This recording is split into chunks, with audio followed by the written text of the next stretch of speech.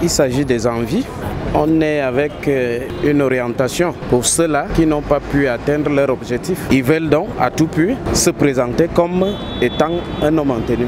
Plus d'un jour au Cameroun sans que la presse ne fasse écho d'une personne interpellée par la police pour les faits d'usurpation de titres ou de fonctions. De faux militaires, gendarmes, policiers ou douaniers mis régulièrement hors d'état de nuire. Des citoyens pensent que la précarité est l'une des causes. Il porte une tenue militaire, il dit bon il est militaire. Bon, quand on parle à ces milles, on se rend compte que non, il prend juste la tenue pour arnaquer les citoyens. Bon, en fait, c'est la faim qui cause ça.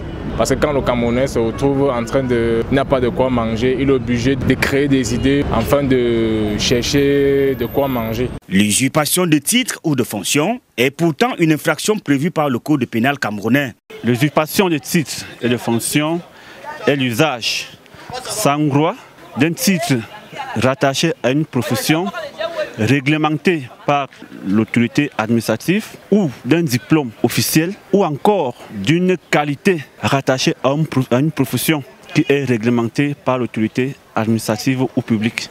Au-delà de la précarité et le grand banditisme comme principale cause, il y a tout de même des personnes honnêtes qui nourrissent le vœu d'intégrer les forces armées et police. L'État ne peut-il pas leur accorder sa clémence? Bon, c'est des cas difficiles.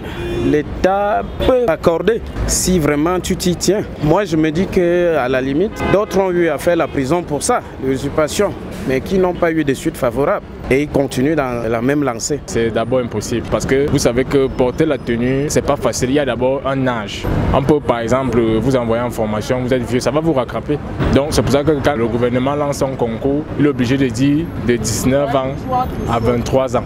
Et que prévoit la loi contre toute personne reconnue coupable d'usurpation de titres ou de fonctions? Le Code pénal en vigueur au Cameroun, en son article 219, prévoit une peine d'emprisonnement allant de 3 mois à 2 ans ou d'une amende allant de 100 000 à 2 millions. Le juge peut soit vous punir pour les deux peines, soit choisir une seule.